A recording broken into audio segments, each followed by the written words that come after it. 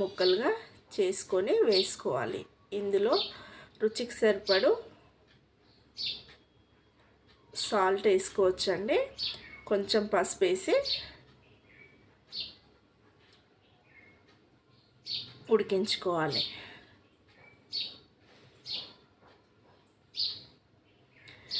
చిన్న ఉసిరికాయ సైజ్ అంతా చింతపండు వేసుకోవాలండి.